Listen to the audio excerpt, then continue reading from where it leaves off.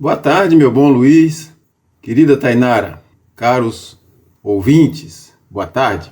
O futuro na eleição. Cada eleição é uma oportunidade do cidadão pensar no que ele quer para a comunidade. Pensar no futuro dessa comunidade e no próprio futuro. Infelizmente, o processo eleitoral, não só em Livramento, mas de uma maneira geral, é vivido como se fosse uma espécie de Copa do Mundo, cheia de paixões tolas, só para ver quem vence ou quem perde. E boa parte dos eleitores costuma pensar mais nas vantagens pessoais, ninguém quer perder nada, só quer ganhar, não se pensa nas futuras gerações que vão sofrer as consequências, claro. E nessas gerações futuras, claro, estão os nossos filhos, netos, bisnetos, enfim, todos os nossos descendentes. As mazelas, por exemplo, que enfrentamos hoje, são o resultado do despreparo dos gestores que escolhemos lá atrás. E por conta disso, é que os nossos serviços públicos são tão ruins, por falta de planejamento, por falta de preparo técnico dos gestores, dos vereadores.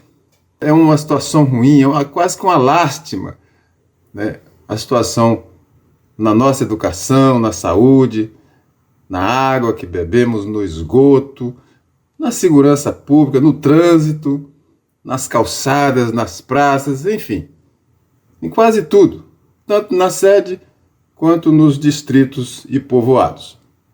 Isso precisa melhorar. E temos o direito de exigir isso dos gestores. E o ponto de partida para isso, sem dúvida nenhuma, é a eleição, que é quando escolhemos aqueles que vão cuidar disso, o prefeito e os vereadores. Portanto, procurem ver quem tem experiência, alguma experiência, não precisa ser especialista, né? Quem tem uma folha corrida, quem tem uma história de vida que demonstre interesse, capacidade, honestidade para administrar os nossos serviços públicos, para planejar e trabalhar pelo nosso futuro. Quem tem as qualidades mínimas necessárias para o cargo, geralmente são pessoas que já demonstrou isso na vida privada ou até em outros cargos públicos.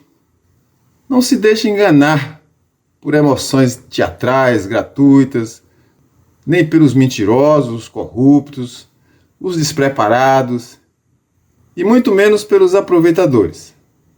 Basta dar uma olhadinha na história deles. E acima de tudo, não venda o seu voto. Voto, como eu já repeti aqui, não tem preço. Está lá na cartilha da diocese. Voto tem consequências. Contratos por aditivos.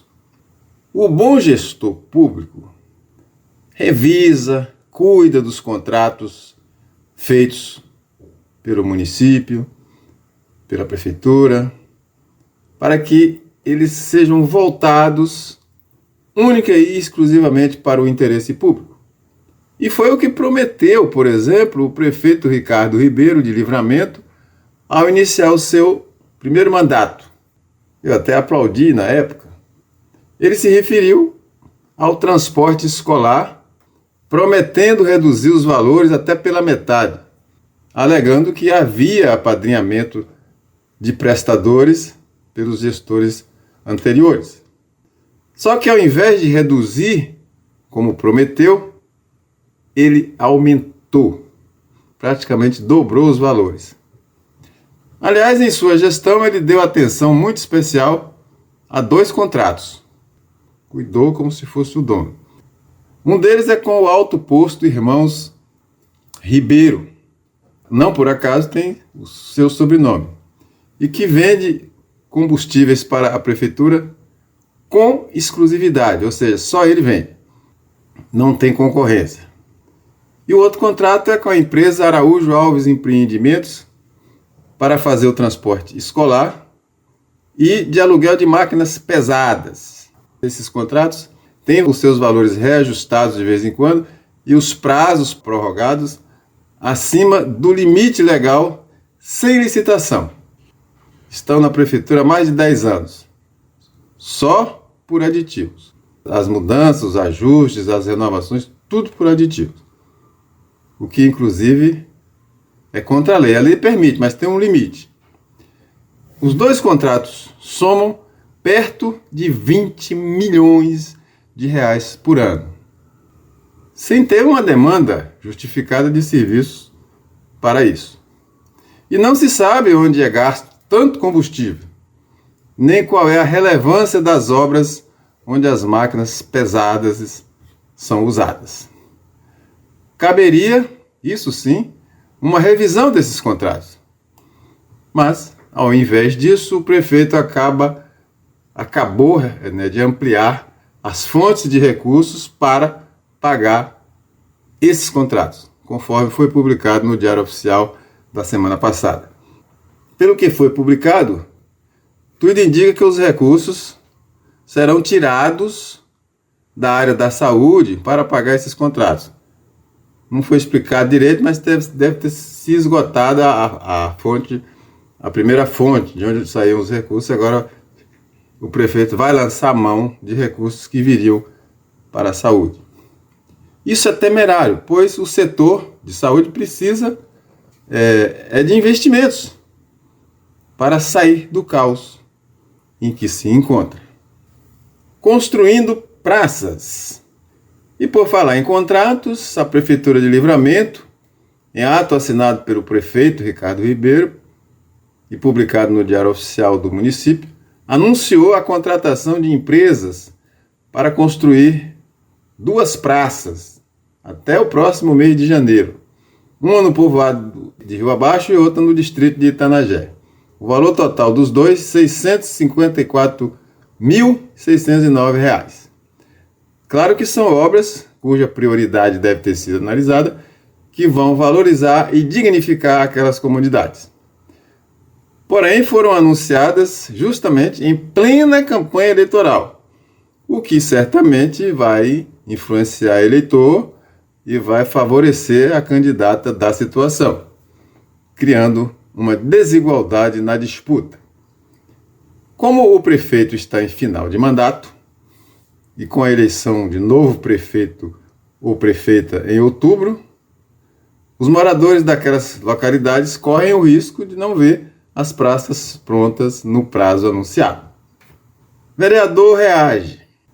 O vereador Josemar Miranda rebateu em áudio os boatos de que ele teria barrado o prefeito de pagar o abono do Fundeb aos servidores da educação.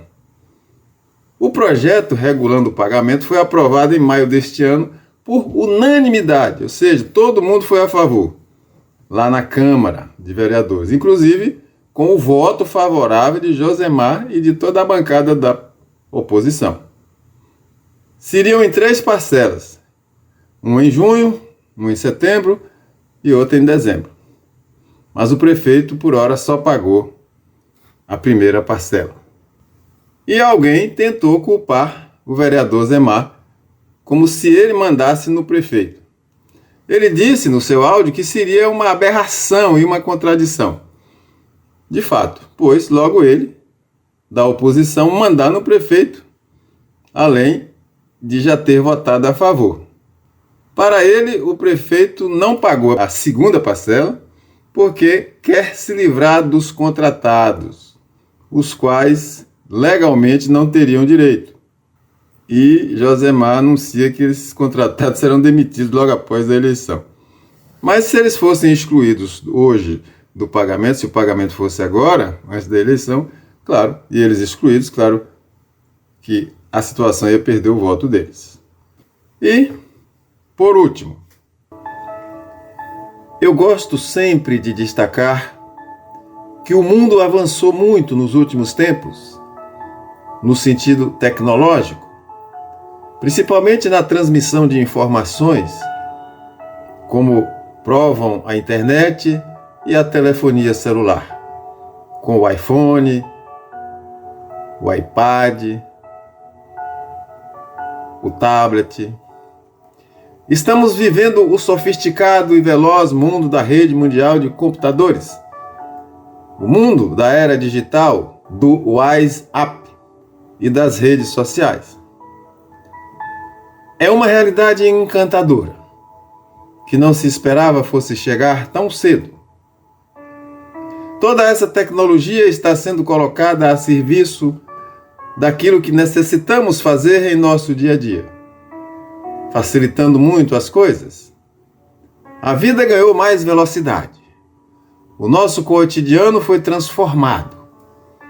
Até parece que nosso tempo mudou, que foi multiplicado. Parece que o dia tem mais de 24 horas e podemos fazer mais coisas em um dia. Esse avanço extraordinário também se reflete nos estudos científicos para soluções de problemas no mundo da matéria, como também nas questões da espiritualidade, embora o foco ainda não seja o que se chama de paranormalidade. Estamos em transição, buscando aprofundar os significados da alma, do espírito e da realidade de Deus.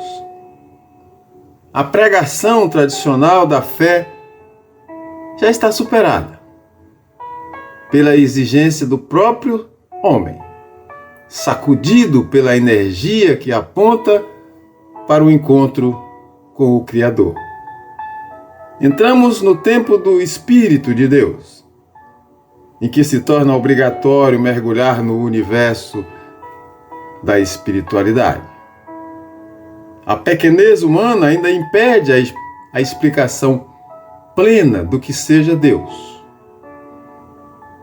Temos de adentrar no mundo dos espíritos, assim como Jesus mostrou em um rápido flash com Tiago, João e Pedro no episódio da Transfiguração lá no Monte Tabor.